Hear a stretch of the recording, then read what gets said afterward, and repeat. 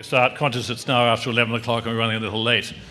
It's always nice to know that one's introduced on the board, and so I don't have to actually say who I am.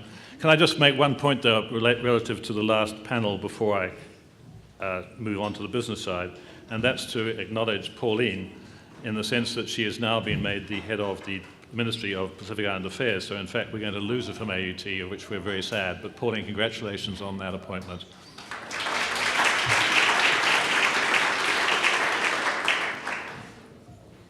The Mayor referred to me as head of the South Auckland Health Foundation, and clearly that's not what's up on the board there. But perhaps can I take you back to the 1990s, when, if those of you will recall, Middlemore was still a collection of very old buildings that dated from the war when this was the Army Hospital, US Army Hospital. In those 1990s, there was a superb amount of clinicians operating here at Middlemore, but in very poor premises, I may say, and certainly the orphan, I would say, of the health sector in Auckland. The then head of, or the then chair of the South Auckland Health Board, as it then was, Terry Harris, who regrettably is no longer with us, tapped me on the shoulder one day and said, Middlemore Hospital in South Auckland is really an orphan. It is not loved, as most people would say. It's Muddlemore, and if you had to go to hospital, please don't go there.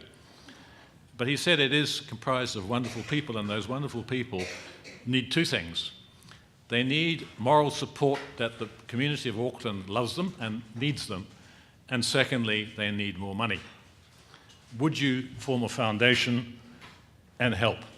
It won't take much time. Get a few people around you, and that will work. I don't know what Terry had, but he had remarkable persuasive powers. He was a year behind me at school, and I'm not sure what that meant, but clearly he was much stronger than I was. Okay, so I agreed to form the board, and with Terry's help, we appointed and we gathered together a bunch of really some impressive people. Rob McLeod, who's now head of Ernst & Young in the Western Pacific, was one of our board members. Roseanne Mayo, who was and has come back again. The Honourable Bill Birch actually joined us as well. We had a number of few strong people, and even Peter Gluckman was on that initial foundation board. So it was an impressive start, and that start gave us the incentive to move forward. And we were then the South Auckland Health Foundation, and during those now 13 years, we raised for something like $35 million for Middlemore and the community in South Auckland. That is not a lot of money relative to clearly what the budget of this organisation is, but it was important in terms of the things that it could do. In going out for that money, and particularly in the early days for our children's hospital here, Kids First, it was to do those extra things which no government will ever provide. It was to raise money for the extra caregiving beds in the children's wards, the schoolroom, the kitchen, the ability for parents to come and stay with the children while they were recovering. Now that all sounds perhaps rather unnecessary, but in fact, in the end result, it meant those children, in fact, got healthier faster, and they were out of hospital faster. But that was not and cannot be government funding. But in going out to the Auckland community, we ran across two problems. One was, that's health, that's the government's problem. And the second was, what about South Auckland? And those things we essentially had to change. And I believe over those 13 years, we've done a lot of work, the foundation has done a lot of work in assisting Counties Manukau District Health Board in providing facilities which are that little bit extra. It is that cream on the top which makes things better. And it was money that we raised for particularly the children, for the women's areas, for the birthing part, and for particularly things like the National Burns Unit. But we ran across always those problems that was why South Auckland.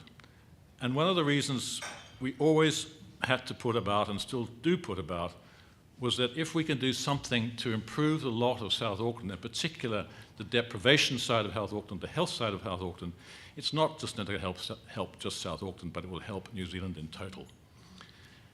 But nevertheless, we felt it was necessary to change the name, particularly now as we believe the importance is not simply to provide money for the hospital equipment, etc., but to do and support the community. So in fact, we changed our name to the Middlemore Foundation for Health Innovation. It does give us a stronger base. We believe it gives us a national base and we can go out and raise that money. But particularly now we are looking at the community. And the community issues such as our Snug Homes project at the moment, where we're raising a substantial amount of money for insulation, and I know that was raised earlier on. That's the sort of thing that the foundation is now looking to develop.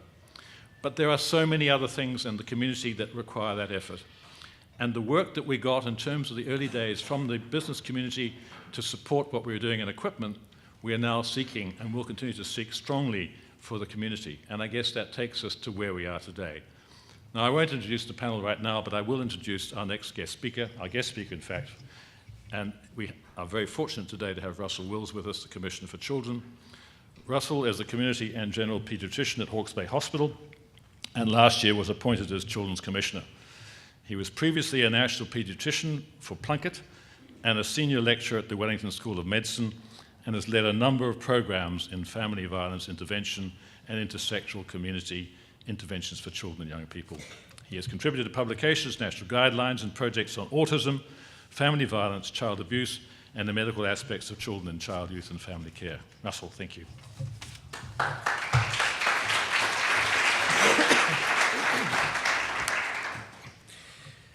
Mihi nui kia koutou, ina rangatira o tēnei hui ki tēnā koutou, tēnā koutou katoa. So, thank you for the invitation and the opportunity to speak to. This is a really prestigious group, and I recognise many of your faces. If I haven't met you already, I'm certainly looking forward to later. I'm still in consultant paediatric practice in Hawke's Bay half-time. I work mostly with children with severe behaviour disturbance and care and protection issues. And that, I guess, is what led me to the work on child poverty that the Office of the Children's Commissioner has been doing. In the end, as many speakers have said already, we can do extraordinary things at a local level, as have been done here in South Auckland, and we must do those. And we also need to change the underlying determinants of health if we're going to be doing more than just mopping up. In September 2012, New Zealand's at a crossroads. We have an opportunity to make choices that can dramatically improve the lives of thousands of children. We can choose to invest in our children. We can choose to value our children, or we can choose not to. 2 weeks ago, the Expert Advisory Group on Solutions to Child Poverty released its draft issues and options paper on child poverty, and you all have a copy of that in your packages. I convened the group because, as a paediatrician working in Hawke's Bay, I was seeing children with infectious diseases that our British registrars thought only occurred in third world countries.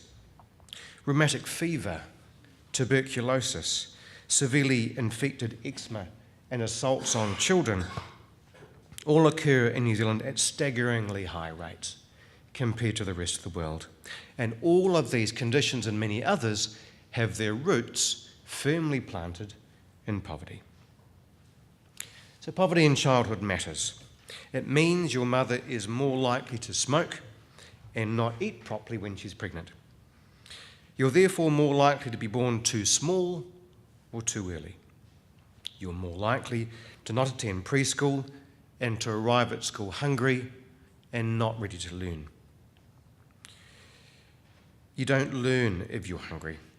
You're more likely to not have fitting shoes or a coat when it rains, so you get sick and you need time off school, which means your parents have to take time off work that they can't afford. You're more likely to have a baby as a teenager, which in New Zealand usually destines mother and baby to a lifetime of poverty, and so the cycle repeats. If you're poor, you're more likely to leave school early and with no qualifications. Starting your adult life on the dole and out of educational training sets you up for a lifetime of low-skilled, low-wage jobs and welfare dependency. So this all matters for several reasons. Firstly, it's just wrong. It's wrong that children in New Zealand live in poverty. pure and simple. I'm proud that New Zealand is a country where we have one of the lowest proportions of our elderly living in poverty, at about 6%. But I'm not proud that we have such a high rate of child poverty. In 1986, by the same measure, our rate was 11%. Now it's 25% of children living under 60% of median household income after housing costs. That is not the country I want to live in, and I do not believe this is what my uncles fought in World War II for. New Zealand has had much lower rates of poverty in our past, and other countries with similar GDP have lower rates than we do. Child poverty is therefore a choice, and we can choose to change it. Child poverty is also wrong because it's bad for our economy. The Expert Advisory Group and leading economists estimate that child poverty costs New Zealand around 3% of gross domestic product. That's $6 billion a year in a $200 billion a year economy. That's like having a global economic crisis all the time. We simply can't afford to have our children living in poverty. And finally, child poverty matters because it puts our future at risk. Our population is ageing. Currently, there are 5 people aged 15 to 64 for every retiree. This is an international trend. We're not alone. It's going to fall during my working lifetime to 2.5 people of working age per retiree. But here's the catch. The average number of children per couple in the OECD is 1.6. In New Zealand, we have 2.6 children per couple, mostly because Māori and Pacific couples have more children. This could be a huge economic advantage to us in a generation's time if we invest in our children now. But if we choose not to invest in our children, particularly our Māori and Pacific children, and half of them continue to leave school with no qualifications, the lost productivity and national income must have consequences. We will not be able to maintain the standard of living we enjoy now, let alone improve it. It's not just me saying this. Leading economists and the Retirement Commissioner also say the same thing.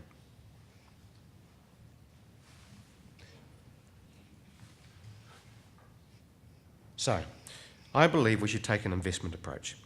If we're already spending $6 billion a year because of child poverty, let's spend a bit less of that up front now and prevent those costs. So this is called an investment approach to child poverty. The Expert Advisory Group's been conservative. They haven't said, let's spend new money now. They've said, let's start by looking hard at where we spend money now and reallocate some of that to where it will do the most good. Generally, that's in the first 5 years of life. There are several things government is doing already that do good, and they should continue. I'm pleased the government's changing the immunisation target from 2 years to 5 months. On-time immunisation is the best protection for children against vaccine-preventable diseases like whooping cough, and in this year's social monitor, the New Zealand Epidemiology Service will demonstrate that we're seeing a fall in vaccine-preventable diseases. It's led to something like a 30% reduction in pneumonia among Pacific children. Every other condition is going up. I think it's great government set a goal to increase the proportion of Māori Pacific children attending early childhood education. This will particularly and must mean increasing access to early childhood education in South Auckland, where the fewest children have access to it. Government's also committed to reducing acute rheumatic fever. For some high prevalence schools, that'll mean bringing in throat topping programs like the SAR program we pioneered in Flaxmere. But for other areas, it means we have to take a serious look at household crowding and quality. Government's committed to reducing the number of children with serious assaults, as Andrew was alluding to earlier, increase the number of Māori and Pacific children leaving school with qualifications and going on to post-secondary study. This is all good.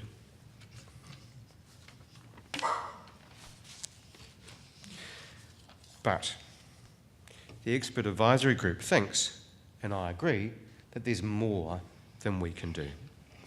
To start with, we need to increase the incomes of families, particularly with the youngest children. Working for families in paid parental leave have helped children, families with children, where at least one parent works. But the component parts of working for families, like the family tax credit and the in-work tax credit, are not well targeted to reduce child poverty where it matters most, which is with young children. For example, the family tax credit pays more for older children and less the more children you have. The expert advisory group have recommended taking these payments and retargeting them to families with more and younger children where it will make the biggest difference. In time, I believe we should review all these payments and create a new child payment. This should be a universal payment that pays the most to children in the first year. This helps parents who want to stay at home with their newborn baby to do so, which is good for attachment, breastfeeding, and ensuring that those children receive their preventive health checks. As children get older and parents are able to return to work part-time, the payment reduces. By the time children are at school, the payment would switch to being targeted to those who still need it. The EAG say that work is the best route out of poverty. Of course it is. But to help parents offer benefit into work, they have to trust that the childcare their child is going to is the best possible. We therefore have to invest in early childhood education and care, and will probably have to target that assistance to parents who most need it. There are strong arguments for a universal child payment. National superannuation is an effective tool for reducing poverty among the elderly because it's a universal payment. Everybody gets it. Targeted payments are often poorly taken up by the most vulnerable because they don't have the skills or confidence to apply for the benefit. Universal payments are also cheap to administer. They give us a database of all children so we know where they are and we can link families to preventive health care. We might worry that wealthy parents will get it too, but let's get real here. How many parents of newborns are wealthy? On current data, half of children spend at least some time in poverty in New Zealand at some time at some age, and the time they're most likely to be in poverty is the first 5 years of life. You're probably getting the idea that we will have to make some difficult choices here. If we are to target our limited resources to the children who will benefit most, there will be people who miss out on money they're currently getting. This, to me, is the test of us as a society. Are we prepared to give up some things so the most vulnerable among us get what they need? Are we?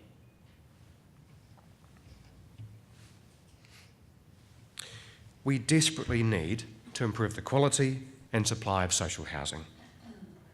New Zealand has one of the lowest proportions of social housing in the OECD at just 6% of the total, compared with 18% in the UK and 34% of total housing stock in the Netherlands. Of all children living in poverty, 70% are in rental accommodation, 20% in Housing New Zealand, 50% in private rentals.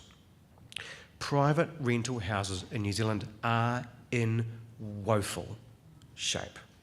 Several 100,000 houses in New Zealand are uninsulated, cold and damp. The children in these houses get sick and they can't study. And for this resource, which has such a dramatic effect on our national health and well-being, we have no plan. None. I say housing should be added to the National Infrastructure Plan. This is the plan that oversees huge resource commitments like roads and airports. Our single biggest national resource is not roads or airports, it's our housing stock. If we invest in new and improved housing for our most vulnerable, the evidence from New Zealand randomised controlled trials is that improved health and educational outcomes will occur. They outweigh the capital cost, and the investment keeps on paying for generations. The plan would need to include regulation for social housing. The current regulations haven't been updated since 1947. Currently, good landlords who insulate and heat their homes are penalised because they can't recoup the costs, and there's little competitive advantage to them for doing so. The EAG believes we should level the playing field by bringing in a warrant of fitness for houses, and that should be steadily racked up as we have for our motor vehicles. The cost of improvements can be offset, for example, by accelerating depreciation, so the cost isn't simply handed over to tenants. In health, it is still too easy for a woman to miss out on antenatal care, particularly Māori and Pacific women. Our system isn't easy to access, and many book late or not at all. They often have a short stay in hospital. The average length of stay after a vaginal delivery for Māori and Pacific women is less than 1 day. After a caesarean section, it's less than 3 days. They aren't handed on to GPs or well child, and their babies miss out on preventive care. The next time we see them is on children's ward. The admission rate for bronchiolitis for Pacific children in Hawke's Bay is 1,100 per thousand. It's 110%. It's 9 times that of New Zealand European children, and that is entirely due to poverty, crowding, and household quality. 9 times. The EAG think we could do better for our most vulnerable newborns. Firstly, antenatal care needs to be made a priority for DHB maternity quality and safety plans. We need to monitor the proportion of women who book late or deliver unbooked by ethnicity, and we must all have a local plan to address this.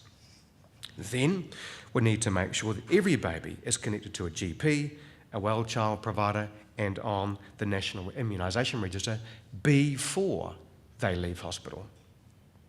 This would work best as an opt-off system. That is, it's automatic unless you sign a form saying you don't want it. In time, we need to move to a single database across all providers, or ensure that details like current address and cell phone are automatically and easily shared between health and social service systems, so the most vulnerable and transient children don't miss out on care just because they've moved. Usually, they do tell one of us that they've moved, but we don't have the infrastructure to share those new contact details. There are many things we could do to improve the lives of our most vulnerable children. Low decile schools can become community hubs where health and social services are delivered from. We know this greatly reduces roll turnover because it improves the connectedness of families to schools, and there are many examples, particularly here in Auckland, where that's happening already. I've heard a lot of opinion about feeding children in schools. The most common themes I hear is that we'll create dependency and feeding children is a parent's job. I guess I see it more simply. The reason a child comes to school hungry doesn't matter to the child, and it shouldn't matter to us. Whatever the reason, they aren't going to learn, and blaming the children doesn't help. We should just feed them. Kids can have worked out that you can feed a child healthy food at school for $1 a day. $1 a day. But we need to do it in partnership with schools, because schools have different cultures that work for their local communities. You can feed children at school without stigmatising them and without creating dependency. If they come to school 3 days hungry 3 days in a row, the school social worker should pay the parents a visit and find out what's going on. There are many, many reasons why parents don't feed their children. Some are as simple as being too busy, and some are as complex as mental illness or violence. You can't fix the problem of the hungry kid without knowing the underlying reason, and it takes time for parents to trust the social worker well enough to tell them the real reasons.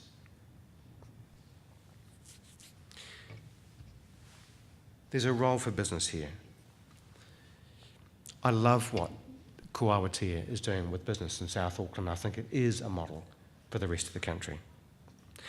Some businesses prioritise engagement with their workforces better than others. A good place to start is to simply ask what an employer can do to make the workplace more family friendly and to work with the workforce to achieve their aspirations. My father was a pharmacist in Marewa, which is a poor area in Napier, and he grew the pharmacy from just himself to a large pharmacy employing 10 people. The reason it became the most successful pharmacy in Hawke's Bay was that engagement with the workforce. In some areas, businesses have created more family-friendly work environments by getting together with other businesses to encourage early childhood education and after-school care providers to come into their area. Business parks are the perfect environment to do something like that. And of course there's a role for local government and communities. My office has been involved with the writing of the Auckland Spatial Plan, and we have to give credit to the Auckland Council for making children their first priority in the plan. I take my hat off to the council. I think it is a phenomenal achievement, and it's the way other local government bodies need to go.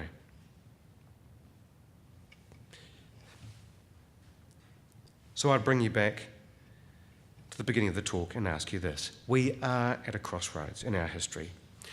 We have the chance to change our country so it's once again a great place to be a child. But the lesson of history and the lessons we've been hearing today are that change requires sacrifice and effort and leadership. So what I'm asking of you today is please read the report. Share it with your friends and your colleagues and your workmates. If you blog, read it and blog on it. There are 20 working papers that sit behind the paper that you've got in your packs. If you have particular content expertise in any of these, please read the working paper and please give feedback to the Secretariat via the website. The more discussions, the more expertise we bring to this, the better the final report will be that I submit to government in December.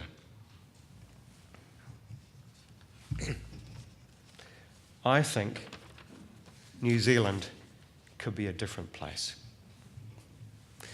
Nō reira e ho mā tēnā koutou, tēnā tātou katoa, kia tau aku aroha ki ringa ia a tātou.